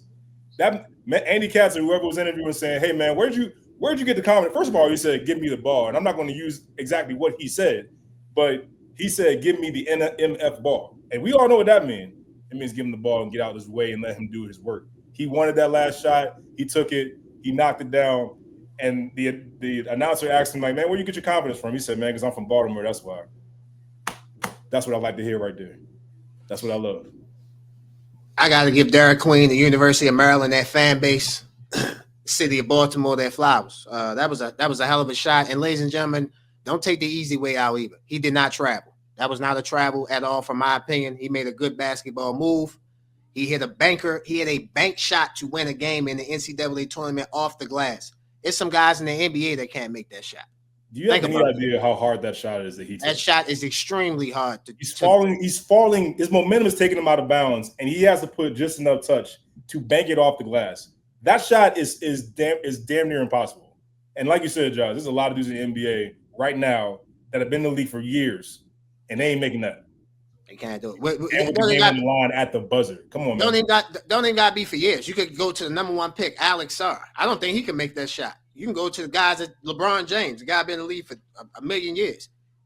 I don't know if he can make that shot consistently with the game on the line, like how Mr. Derek Queen did. So Derek Queen deserves his flowers. Yes, I did. Top 5. Top 5 what? In the draft this year, top 5. Oh, yeah. Oh, well, yeah. I'm not going to say he's not. To me, let me say this. I think it all depends the order of the draft. Okay. Like, maybe you have 5 teams that have a center or have somebody like him. Like, for example, San Antonio might have a top 5 pick. They're not going to take him. You know what I'm saying? So I think they would be more enticed to taking Cooper Flagg because he can play the 3 and 4 than more Queen, who's a 4 and a 5. So, but Maryland deserves everything. No, my account didn't get hacked. I thought Colorado State had a chance to win the game. They actually gave the ball to that best player. Forgot number 10's name, but he swung the ball out to the corner. Nick Clifford is his name. That kid's gonna be a pro. Yes, he is. He's a 3-level scorer. Watching him play, he can go inside, mid range, and he has a 4-level score. Inside, mid range, free throw, and 3-point line. He can score on all levels. So he definitely will be an NBA prospect / player. He reminds me a lot of Michael Porter Jr. Just like how he handles the ball and just smooth. You know, the guy there's nowhere in the court this guy can't score, so he's going to be a pro for sure. Yeah, Colorado State had this game in so many different points in the game that they easily could have won. But as we know, look, Maryland. For those of you who haven't been following Maryland as closely as I have, the last 4 losses that Maryland has had has literally come off the craziest shots that you'll see, craziest sequences you'll ever see. I mean, we can go back to that night against Ohio State. The kid Bruce Thornton makes an unbelievable backboard 3 near half court in overtime to win it. We go to Northwestern where the kid makes a harder shot than it looks. You know, just off of a double curl at the end of the game to win that game for Northwestern. Michigan drives the length of the court at the buzzer and somehow gets a layup. And then Michigan State, the guy Holloway makes it. Who haven't made it. The guy didn't make a shot all night long, and he heaves it from half court. Goes right in, and that's how Maryland's had the last 4 losses. They were due for that shot from Derek Queen, and then even when Colorado State hit that 3, I was like, "Well, here we go again." I was just sitting here praying as a fan. Look, just don't give up the 3. Whatever you do not give them an open 3. If they score 2, I'll take it. Worst case, we go to overtime, we win there. Don't give them a 3. Now, my man Derek Queen, love you. I'm glad you made that shot. You can't sag off. You can't sag off. You can't sink in. You got to stay out there. You got a 3-point shooter that you do. So if he kicks it out, you're not gonna get out there in time. But you know that happened. But yeah, Queen took matters into his own hands, and Maryland got their due. They finally were on the right side of a buzzer beater. So shout out to them. If I'm a Maryland fan, I'm feeling good. I got momentum going into the Sweet 16 game against Florida. Absolutely.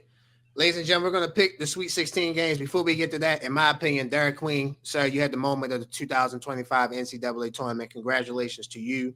Congratulations to the University of Maryland, the University of Maryland alumni fan base, and shout out to the city of Baltimore. What did you know? I'm from Baltimore. That's how I knew I was going to make it. So shout out to him for that. Yeah. Shout out to Derek Queen. Yeah, sure. Ladies and gentlemen, as you see on your screen, we have the Sweet 16 matchups. Let's start off Thursday. In the East region, the number 6 BYU plays number 2 Alabama, 7:09. This game's on CBS. Who you like, John? This is going to be a track meet.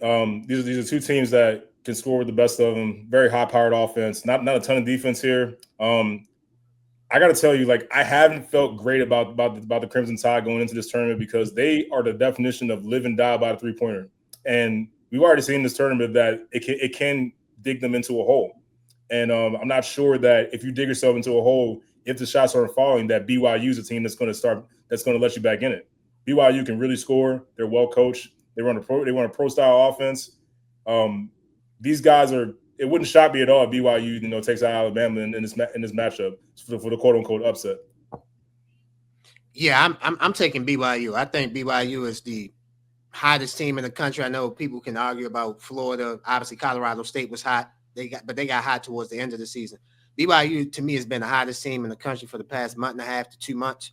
So I'm taking BYU to beat Alabama. They're coached by Kevin Young, former assistant coach with the Phoenix Suns. So like you said, they're going to run a pro-style offense. BYU has about 3 to 5 guys that can just score in different ways in different bunches. So I think BYU will get to the Elite Eight and beat Alabama. The next game that we have Thursday, 7:39. This game's on TBS. I know what game you'll be watching. The number 4 Maryland Terrapins take on the number 1 seed Florida Gators out of the West region. This game is in San Francisco. The BYU Alabama game is in New Jersey. I'll start us off with Maryland and Florida. Derek Queen had the moment of the tournament. He should be celebrated. And usually moments like this can propel you to do great things. But I think Florida just has a little bit too much. Maryland doesn't have the bench to compete with Florida. So I'm going to take Florida to win this game in a close game. Give me the Gators. I did pick Florida to win the national championship. That's what I picked in the beginning. You're right about their depth versus Maryland's depth. Walter Clayton Jr., their best player, he's an absolute superstar. He's going to be tough to deal with. Florida runs at a frantic pace as well, which doesn't favor Maryland. Logic tells me that Florida should be the easy choice for this game. I'm not using logic today. I'm going with straight emotion. I'm going with straight momentum. I think the Terps have momentum. I think when you win a game like that and your best player shows that kind of confidence in himself, that confidence is contagious. It spreads throughout the entire team. So when you and think about everything that Maryland has gone through with their losses, how they've been tested already in this tournament, I think that bodes well for them going into this matchup. Now, the key for the Terps, they have to find a way to control this pace. They cannot get into a track meet with Florida because they will not last in a track meet with Florida. They'll keep it close to a fight. The Crab Five is one of, if not, I think the best starting 5 in all of college basketball. But I do understand your point about the bench. You gotta have more than 2 points scored by your bench. You just need more than that. You can't have a slow start like you did last night. I was looking for Rodney Rice. I was looking for Selton Miguel. Those guys woke up in the second half, but you play like that against Florida, it's not going to be a good night for you. But all that being said, I'm picking the Maryland Terrapins to win this game against Florida. I just think the momentum's on their side. I think sometimes you just have a team that is clicking at the right time, and you see something. Now look, spill your emotion. I got no analytics behind it. I got no logic behind it. You see what I'm wearing. I'm going with the home team. I think this is the year Maryland pulls off that one win that they aren't supposed to win. And they go in there and beat Florida in a tough-fought game, and they move on to the Elite Eight. I definitely get it. A win like that can definitely propel you and can make the tournament last longer than it should for you. So I definitely can understand that. And like I said, that Derek Queen had to play at the tournament. So it definitely can propel him. I hope you're right, because I actually, for selfish reasons, I think it'd be a lot easier for Duke to beat Maryland than it would for Duke to beat Florida. This guy. But I'm just saying. But hey, if Maryland can take out Maryland, can do the Maryland can do the work for me. Then I take it. This guy says it's easier. Oh right. Oh my God. It's gonna be easier to beat Maryland than it would to beat Florida. Oh my God, man. Come on, man. You know that. Oh my God. This is why it's hard. This is why it's hard to be supportive of friends who cheer on Duke basketball. Right there. This is hard to be supportive of them. You remember that line? Remember that line that Channing Tatum had in Wolverine versus Deadpool as Gambit? If Maryland somehow gets to the national championship game against Duke, do you understand how many people in Baltimore are going to be sitting there saying, "Do you know how long I've been waiting for this? I'm going to make a name for myself here." That's what it's going to be. That's what's be going on. You talking about be easier, and you talking about it's an easier matchup? Yeah, you better hope and pray you don't see us in the national championship game.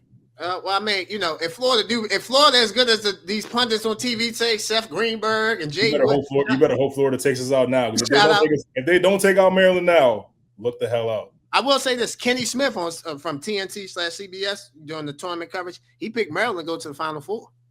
Kenny Smith is a smart man. He's an NBA legend, and he's a very smart man. So I fully support his take. And I endorse that message. You're a funny guy.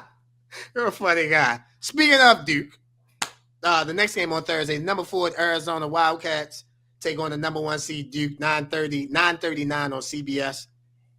The world knows who I'm picking, so you can start us off. Who you think, Arizona or Duke? You remember the skit from Dave Chappelle when he played Prince and they were kind of like sitting around chilling? Yeah, I remember that. And you know what he said? This bores me. Oh, that's how I feel about this game. This bores me. Duke by whatever the over is, take the over. This will not be a contest. Arizona will probably make it interesting for a few minutes in the first half, but eventually they will crumble, and Duke will continue to steamroll their way through this easy region that they have in the tournament. I stand by that, not backing down from it, and then we'll easily cruise on to the Elite Eight. And it doesn't really matter who wins in the Elite Eight because they're probably going to cruise to the Final Four as well. Duke's real first matchup won't be until the Final Four, likely against Houston or Tennessee, in my opinion. Floor is yours. Gotta get that Duke hate out your heart, man. I know you went to Maryland. Gotta get that Duke hate out your heart. Just gotta tell her how they. You ain't gotta be so dramatic, so extra. I was born with it, molded by it, as Bane would say. I was born in it. Listen, it's okay. I understand. We all born into a lot of things. A lot of us African Americans are born into families with no wealth. So you're a product of your environment. I totally understand that. But you don't have to stay in that environment. You can do better. You can go out here and get yourself a Fortune. You can go out here and get yourself a Fortune 500 type job. You feel me? You don't gotta stay broke your whole life. So we gotta get out of that. But that's enough. You know what, man? You're taking a lot of shots right now, and I'm letting it go right now. You better pray. You better pray to Florida takes Maryland out. And if we beat you in the national championship game, I will make your life difficult the entire summer. I ain't gonna lie. I'm gonna quit. I'm gonna quit the show. I'm gonna get the show to somebody else. I will find you and make your life difficult all summer long. I had to deal with Tim with the Eagles. Man, you know how that is. Then you think Tim was bad with the Eagles? You think Tim was bad with the Eagles? Don't let Maryland win the national championship game against Duke. Woo! I ain't even know they sold Eagle robes. So I can imagine what you're gonna come on the show with. You might have a real live Terrapin behind you. So I get it. I totally get it. Duke will beat Arizona. Ladies and gentlemen, Duke will beat Arizona. It will be a close game. Arizona has Caleb Love, the Duke killer. He went to North Carolina. He ended Coach K's. I know you love this. He ended Coach K's career at North Carolina. Shout us out the Final Four. Duke and Arizona will be a game, but I think you're petty. I think Duke will find a way to beat Arizona, and I think Duke will play BYU in the Elite Eight, and I think Duke will find a way to win that game. The last game on Thursday, the number 10 seed Arkansas Razorbacks, the number 3 seed Texas Tech Raiders. This game is 10:09 on TBS. I'll start us off. I like Arkansas. I like what I'm seeing from Arkansas. They've been gritty. They found the way. We talked about it earlier with Jordan when he was on the show. This Arkansas team started 0-5 in the SEC play. That game at Kentucky really springboarded them, gave them life. Coach Calipari in this underdog role. I actually like him in the underdog role more than the favorite role because you don't really expect anything. Texas Tech has injuries, so give me the Arkansas Razorbacks to beat Texas A&M. I mean Texas Tech. I'm sorry. I hear what you're saying about Texas Tech with the injuries, and look, Arkansas's got a bunch of momentum right now as a 10 seed. They took out Bill Self, they took out Slick Rick Pitino in St. John's, a team that everybody thought was going to the Elite Eight at the very least. So they have a lot of momentum. Arkansas is a popular pick here. My worry with Arkansas is, like I had with St. John's, was the 3-point shooting. You know, they did not shoot the ball well at all. You know, just like St. John's didn't shoot well. They rebound the ball. They are physical and they are aggressive, especially on defense. But they turn the ball over a lot. You know, they're averaging almost 12 turnovers a game as a team. Texas Tech is averaging 2 less, and that's a big deal when it comes to games like these. So I think that because of Arkansas's, if Arkansas knocks down shots, and we're talking about a whole different story here, but I got to go off of numbers. I got to go off of what I've seen already. I just think Texas Tech's ability to shoot the ball and their ability to take care of the ball will be the difference. And I think in a very tight-knit, close game, won by Texas Tech, in my opinion. Ladies and gentlemen, these games, these Sweet 16, Elite 8, Final Four, National Championship games, as my co-host so eloquently said, come down to the small things. Free throws, turnovers, when you call timeouts, after OT, after timeout calls, what you do after a timeout, what you run after a timeout. So turnovers can definitely miss shots, how you shoot the three. All that plays a factor in winning and losing. You like Texas Tech, I like Arkansas. That should be a good game to end Thursday night slate of the Sweet 16. Friday, we have the number 6 Ole Miss Rebels, the number 2 Michigan State Spartans, 7:09 on CBS. I'll start us off. I like Michigan State to win the game. I think Ole Miss benefited the last game because they played Iowa State. Iowa State had some injuries. They're missing their second best player. So I didn't think Iowa State would win the first round. They did somehow. They beat North Carolina. And then in the second round, they lost to Iowa State lost to Ole Miss. So I think Michigan State is a more better overall team than Ole Miss. So give me Michigan State to beat Ole Miss. I agree. I like what Ole Miss has shown in this tournament. They went farther than I imagined. I think Chris Beard has done a good job revitalizing, another program that really isn't known for basketball, like most of the SEC that we've seen this season. But I think that run ends here. Michigan State, I think, is just a better team. And we know about Tom Izzo in March. That guy finds a way to win games, even when there's games he probably shouldn't have won with less talent. This is one of the best coaches to ever do it. And he is a different type of level of coach when it comes to March. So I'm rolling with Tom Izzo over Chris Beard here. Gotcha. We agree. The next game that we have, number 3, will be the third time these teams have played. The number 3 seed number 3 seed Kentucky Wildcats play the number 2 seed Tennessee Volunteers. This game is 7:39 on TBS. I'll let you start us off. Who do you have advancing? This is an interesting game here. Kentucky does pique my interest because the way they play, they have a point center in number 22 Williams. I've seen a couple of plays now where he's just grabbed the rebound and then he's taking it coast to coast, handling like a point guard. They give him the ball a lot to run their offense through. He's an excellent passer and also a really good rim protector. And Tennessee is just I've seen that Tom's really, really good, but then there's other times where I'm like you kind of scratch your head and it's like, well, what happened? Like, how did they lose that game? So Tennessee makes me scratch my head a lot, but Rick Barnes is an experienced coach. Zakai Ziegler is their point guard or leader on Tennessee. Smallest guy on the court, but one of the toughest in my opinion. I think his leadership and Rick Barnes with his experience versus this new Kentucky coach. I'm sorry, I don't remember his name at the moment. Mark Pope. What's that? Mark Pope, yes. Excuse me. So I think given the experience that Mark Pope lacks versus what Rick Barnes has, I think that will be the difference here. Again, we talk about the little things that can be the difference in games like this, Sweet 16, Elite 8. I think coaching along with the leadership of Zakai Ziegler will be why Tennessee narrowly escapes against Kentucky and go see Elite 8. So you have Tennessee winning. I have Tennessee winning too. These teams played. I said earlier. This is the third time that these teams have played. They played on January 28th. Kentucky beat Tennessee at Tennessee 78-73, and then they played each other again on February the 11th. Kentucky beat Tennessee 75-64. So they beat them the first time by 5 on the road. Then they beat them the second time by 11 at home. John, you know this playing the game of basketball. You know this better than almost anyone in the world. The hardest thing to do is beat somebody 3 times during the season. If you go back, ladies and gentlemen, we haven't discussed the women's that much. We will as the women's tournament progress. I promise you that. But if you look at USC and UCLA this season in the women's game, USC with Juju Watkins beat UCLA the first 2 times. Then they played them the third time in the Big Ten championship game. UCLA won. I'm taking Tennessee just off the pure facts of that. Excuse me. I don't think you can beat a team. Tennessee is not a bum team. They have Zakai Ziegler, like John said, the SEC Defensive Player of the Year. He has heart, he has fire, he has passion. Go along with the great coaching with Rick Barnes. I don't think you can beat this team 3 times. Give me the Tennessee Volunteers to beat Kentucky and move on to the Elite 8. The next game that we have is the number 5 Michigan Wolverines. They play the number 1 seed Auburn Tigers. This game is in Georgia. Some home field advantage for Auburn, right? My compadre was complaining about home court neutral site games in the Auburn. Okay, so Auburn, Alabama versus Atlanta, Georgia. There's some miles in between that. Instead of Raleigh, North Carolina versus freaking Chapel Hill or wherever they are, Durham.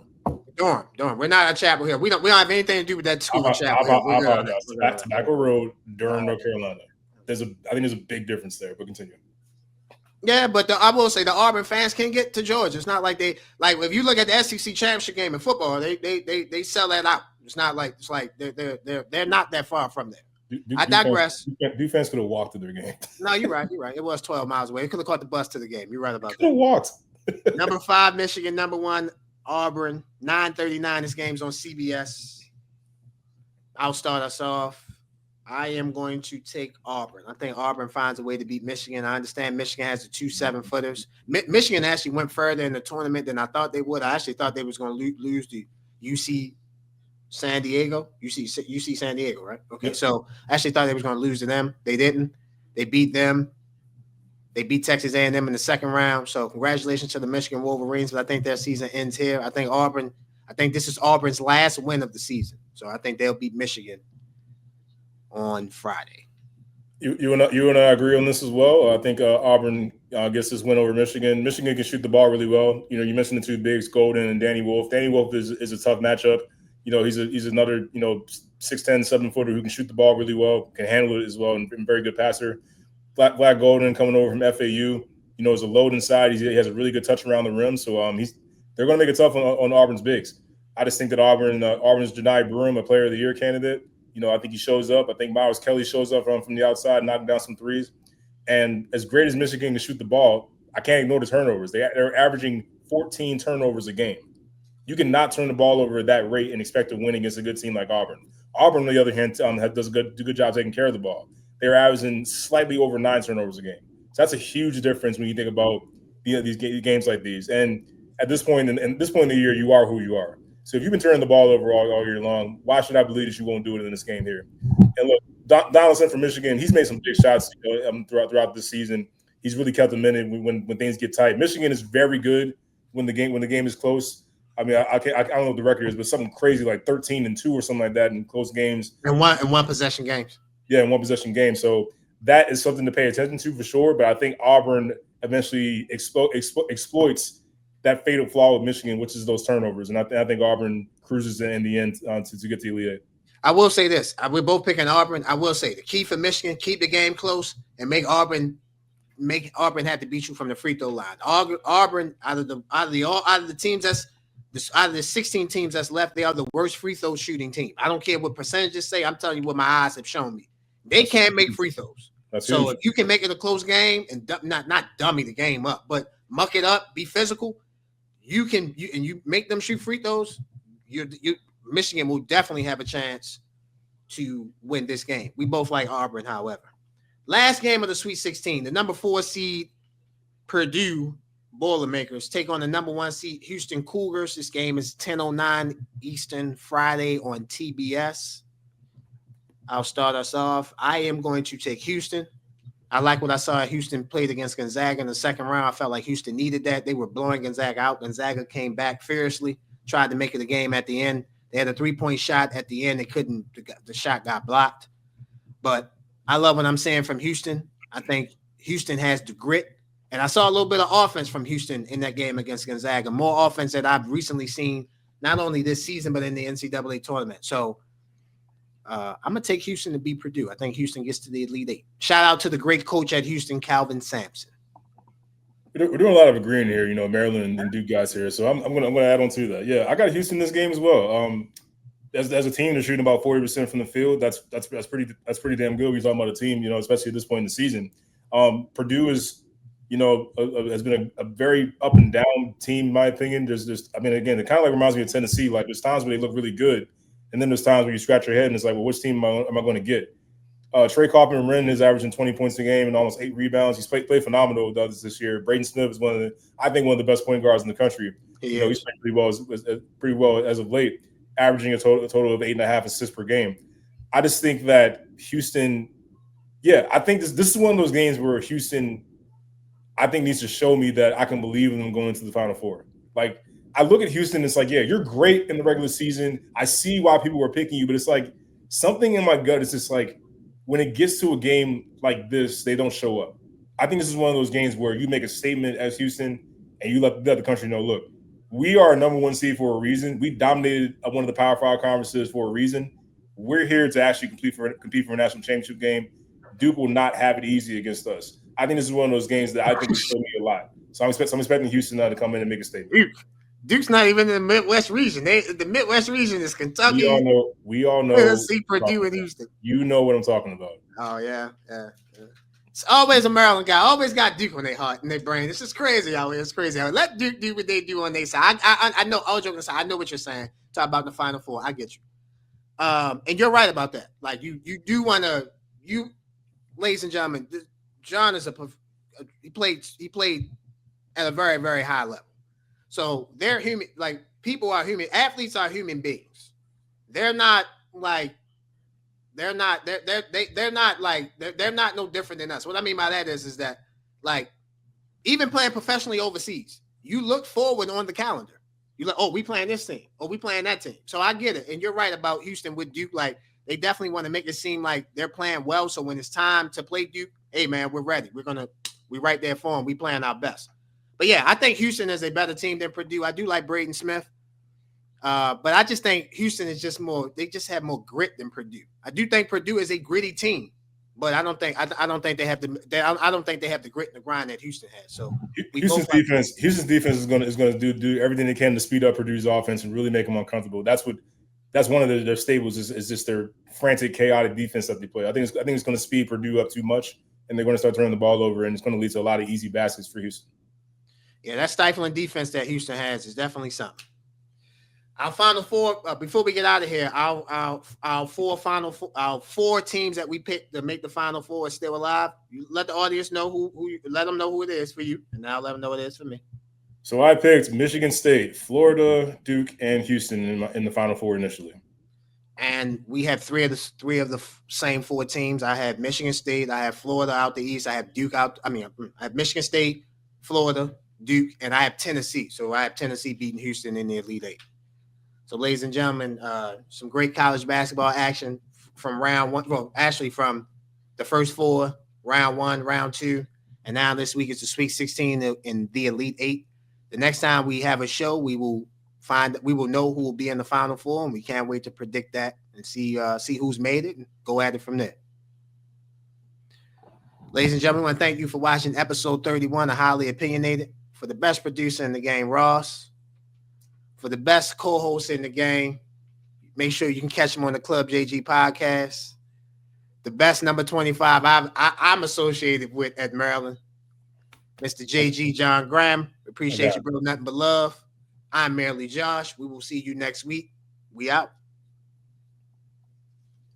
Enjoy the Sweet 16.